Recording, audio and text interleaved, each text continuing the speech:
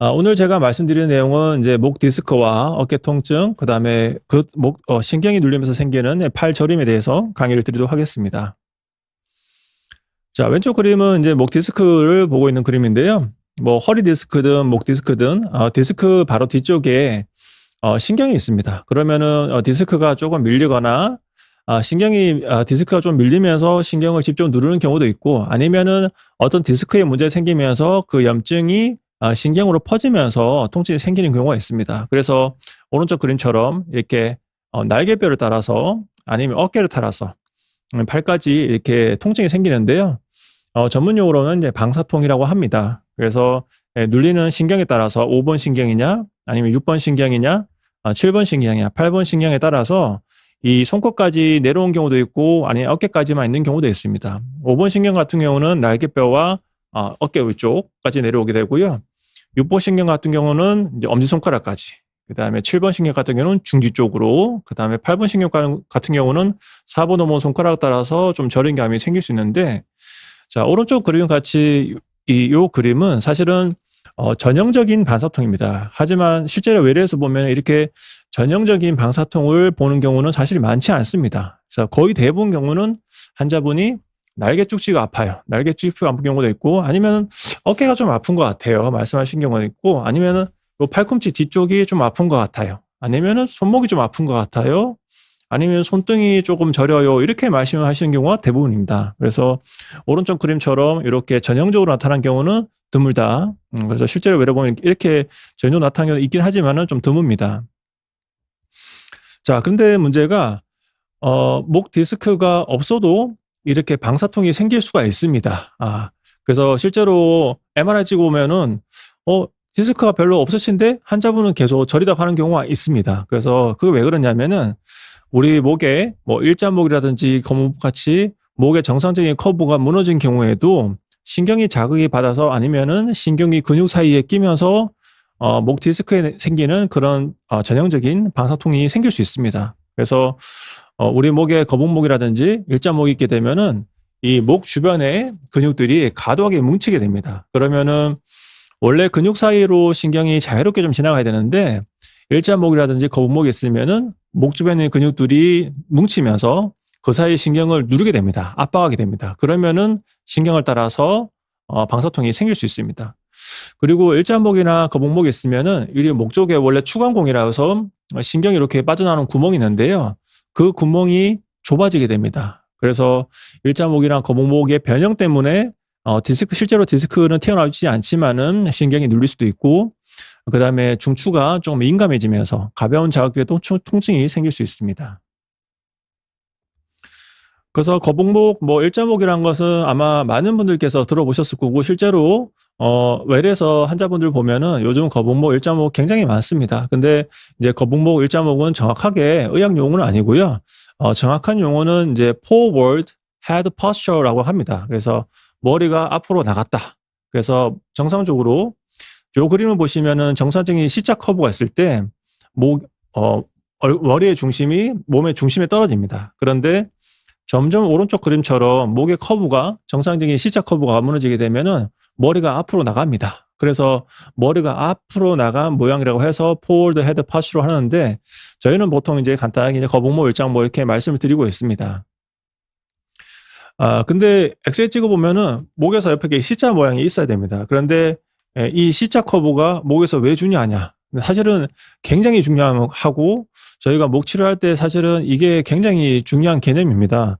이 C자 커브가 하는 역할은 목에서는 충격을 흡수해주고, 스프링처럼 마치 차에 있는 그런 스프링 같이 충격을 흡수해주고, 그 다음에 신경이 빠져나가는 공간을 좀 확보해줍니다. 그리고 이 정상적인 커브가 목에 걸리는 디스크의 압력을 감소시키기 때문에 일자목, 거북목에서 이 C자 커브가 무너지게 되면 결국 목이 보호가 되지 않습니다. 그래서 목에 보호막이 없기 때문에 목 손상이 또 손상이 되게 되는 거고, 결국은 나중에 이제 디스크가 망가지게 됩니다.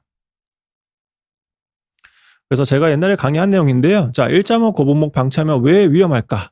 근데 일자목, 거북목 있으면 목이 아픈 거는 당연합니다. 자, 일자목, 거북목 있으면은 목 주변의 근육들이 굉장히 오버로딩, 일을 너무 많이 하다가 결국은 근육 자체가 굉장히 짧아지고 뭉쳐야 되게 됩니다. 그렇기 때문에 목의 통증이 생기는데 그것뿐만 아니라 결국 디스크에 하중이 많이 결리면서 결국 디스크가 망가지게 됩니다. 그래서 저희가 외래에서 처음에 엑스레이 찍어보면은 젊으신 환자분들은 이게 커브만 당연히 무너져 있습니다. 커브만 약간 일자목이라든지 거북목이 있는, 그러니까 역시적 커브까지 있는 경우가 있는데 아직은 엑스레이 찍어보면은 디스크가 망가지지 않은 경우가 대부분인데 좀 더 그거를 방치하게 되면은 결국 디스크가 망가져서 오시게 됩니다. 그럼 디스크가 망가지면 어떤 문제가 생기냐?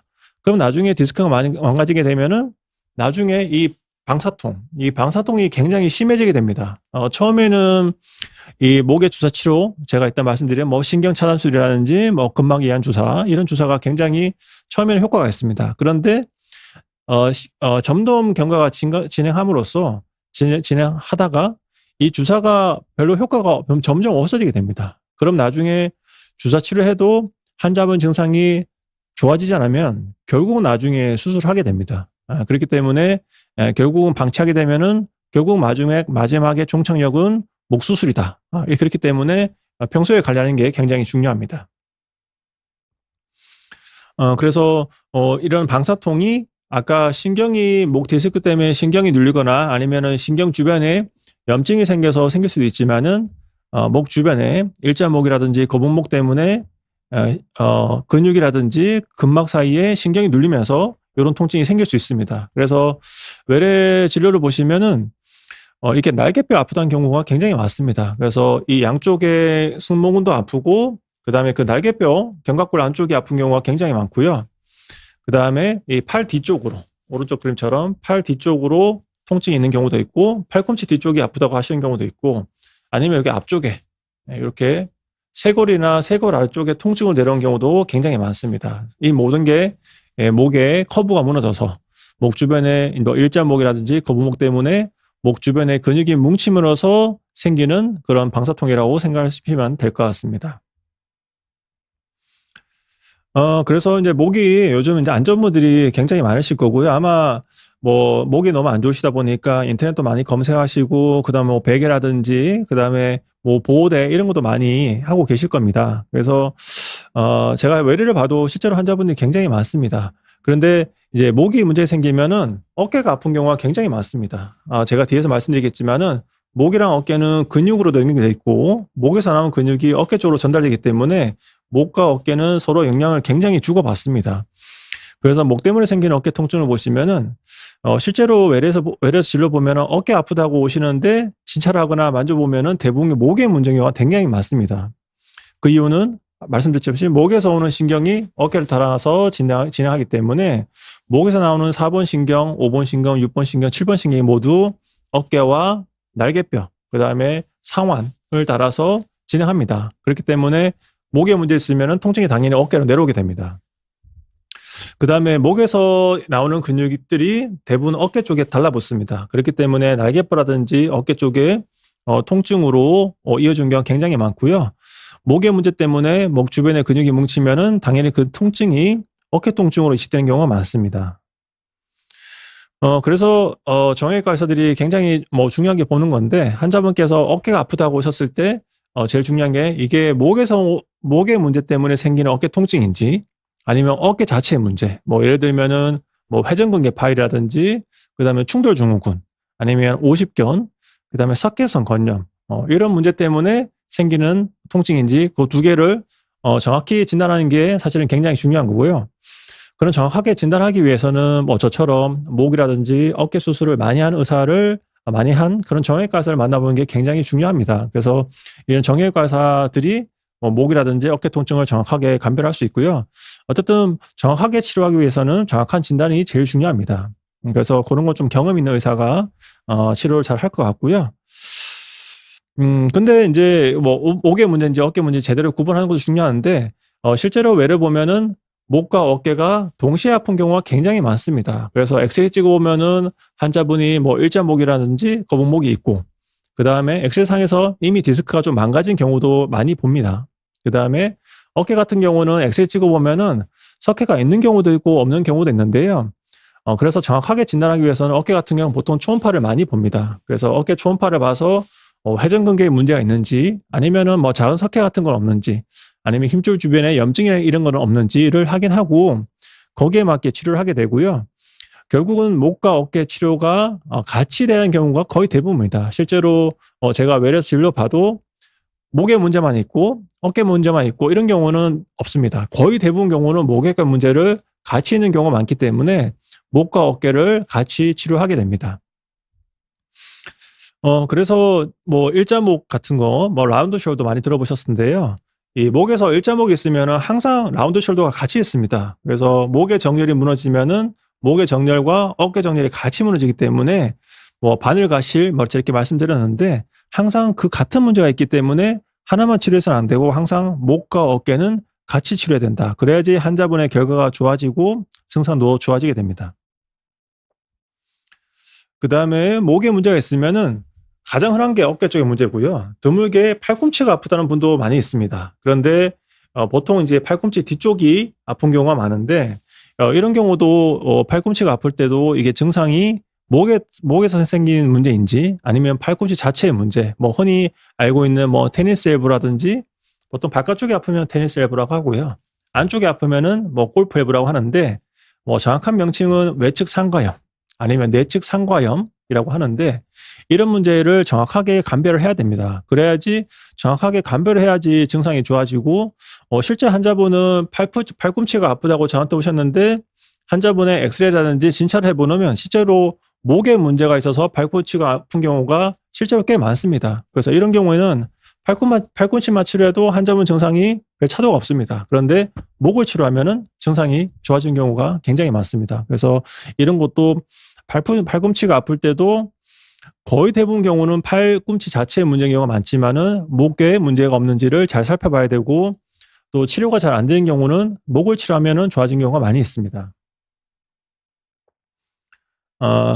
네, 목이 안 좋으면은 통증이 손목까지 내려온 경우가 있는데요. 뭐 전형적인 방사통해 같은 경우는 이렇게 뒷목부터 이렇게 쭉 타고 내려와서 손목까지 내려오지만은 이렇게 전형적인 방사통을 보이는 경우는 많지 않습니다. 거의 대부분 외래에서 보면은 여기 손등에 근육이 좀 근육통이 있거나 아니면은 손목에 통증이 있는 경우가 굉장히 많고요. 대부분 그런 경우는 여기 자체의 문제라기보다는 목에서 오는 통증이 굉장히 많습니다. 그래서 실제로 제가 외래에서 이런 환자분이 계셨는데요. 30대 여자 환자분이셨습니다. 이 환자분은 어머님 소개로 오셨는데 어머님이 저한테 진료를 많이 받고 많이 좋아하셨습니다. 그래서 따님한테도 거기 병원 한번 가봐라 해서 저한테 오셨는데 환자분 같은 경우는 손목이 아파서 왔습니다. 근데 손목이 아파서 한의원에서 침을 맞았는데 효과가 전혀 없어갖고 저한테 찾아오셨는데 진찰을 해보니까 손목에 문제가 아니었습니다. 사실 뭐 손목에도 문제가 많이 생길 수 있는데 이 환자분 같은 경우는 손목에 문제가 아니라 목에서 나오는 통증이 이 손목으로 통증이 내려오는 거였습니다. 그래서 목을 치료하니까 이 환자분 같은 경우는 통증이 사라졌습니다. 그래서 환자분도 굉장히 신기하다고 생각하셨는데요. 실제로 이런 경우가 굉장히 많습니다. 그래서 이 환자분 같은 경우는 뭐 날개뼈라든지 이런 상완적인 통증은 없었지만은 이 전환이라든지 손목 쪽에 통증이 있었는데 그게 결국 찾아보니까 목에 문제였고 목에다가 주사 치료해서 통증이 좋아지는 그런 케이스였습니다. 이제 치료에 대해서 이제 말씀드리고 마무리하도록 하겠습니다. 이제 치료는 사실은 가장 중요한 치료가 주사 치료가 됩니다. 그래서 신경통이 생긴 경우는 결국 주사 치료를 통해서 신경 주변에 염증을 가라앉히고 그다음에 신경이 예민해지는 것을 조금 이제 약을 통해서 진정시키는 그런 치료가 필요하고요. 전문 용어로는 신경 차단술이라고 합니다. 사실은 굉장히 많은 신경 차단술이 있고요. 네, 이런 내용을 사실 일반인들께서 알기는 좀 힘드실 것 같고 사실은 환자분의 상태에 따라서 어떤 신경 차단술을 할지 결국 이제 경험이 있는 의사가 결정하게 되고 어떻게 하면 환자분 증상을 가장 빠르게 해결할 수 있을까? 거기에 맞는 신경 차단술을 하는 게 굉장히 중요합니다. 그래서 다양한 신경 차단술을 하게 되는데요. 신경 차단술을 할 때는 결국 이제 시암이라는 엑스레이 기구를 이용해서 정확한 위치에 바늘을 위치시키고 그 바늘 끝에 신경 근처가 있기 때문에 거기다 조심해서 바늘을 전진시키고 거기에 약을 뿌려서 환자분 증상을 완화시키게 됩니다. 그런데 가끔 환자분들께서 조금 오해하는 게 있으십니다. 이런 신경 차단술을 단순히 진통제로 생각하시는 경우가 많은데요. 그래서 환자분들이 "나는 그냥 뭐 일시적으로 효과 있는 그런 진통제 주사는 맞고 싶지 않다."고 거부하시는 분도 계신데 실제로 이거는 신경 차단술이라는 거는 단순히 진통제를 얻는 게 아닙니다. 그래서 통증이 있는 문제, 통증이 있는 근원지대가 주사바늘을 통해서 약물을 직접적으로 투여하는 거기 때문에 우리가 약을 입으로 먹는 약에 비해서 300배 이상 또 효과적인 치료가 되는 거고요. 그다음에 신경 주변에 쌓여있는 염증 물질을 저희가 약물을 이용해서 씻어냅니다. 물리적으로 씻어내고 그다음에 신경이 만성적으로 부어서 부종이 있는데 거기다가 약을 이용해서 부종도 해결하기 때문에 단순히 진통제가 아니라 뭔가 근본적인 치료라고 생각하시면 됩니다. 그리고 목에 일자목이 있는 경우에는 신경이 계속 자극을 받아서 신경이 예민해진 상태를 가라앉히는 치료라고 생각하셔야지 이게 단순히 일시적으로 효과 있는 그런 진통제라고 생각하시면은 그건 조금 환자분들이 오해하고 계신 겁니다.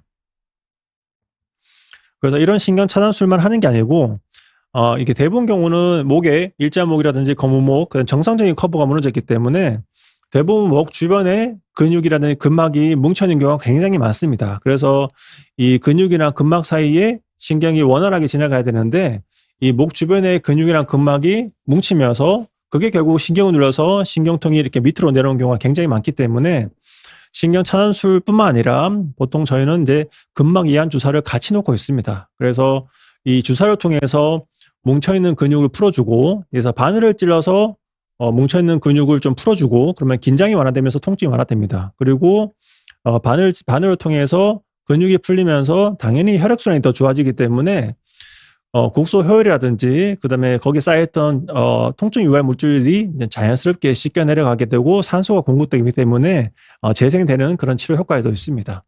그리고 근육이나 근막 내에 통증 수세의 민감도도 감소시키기 때문에 이런 주사 치료를 같이 해야 통증이 더 좋아지고 그다음에 근본적으로 나중에는 뭐 일자목이라든지 거무목 커브를 만들어주는 게 중요한데 그래서 보통 재활 치료를 하게 되는데 재활 치료를 하기 전에 충분히 근육이 이완이 돼야지 교정이 가능합니다. 그래서 저 같은 경우는 보통 이 주사 치료를 통해서 이 뭉쳐 있는 근육을 좀 풀어주고 충분히 풀어주고 난 다음에 그다음에 재활 치료로 넘어가는 그런 치료를 하고 있습니다. 그다음에 신경 방류술이라는 그런 시술도 할 수 있는데요. 이거는 인제 이 목에서 나온 신경이 근육이나 근막 그 사이에 눌려서 보통 저희가 인제 임핀지가 된다고 하는데요. 정상적으로 신경은 근육 사이에 미끄러지듯이 움직여야 통증이 없는데 보통 일자목이라든지 그런 망성염증이 있으면은 신경이 주변 조직과 이게 달라붙어 있습니다. 쪄처럼 끈적끈적하게 달라붙기 때문에 그거를 전문용어로 유착이라고 합니다.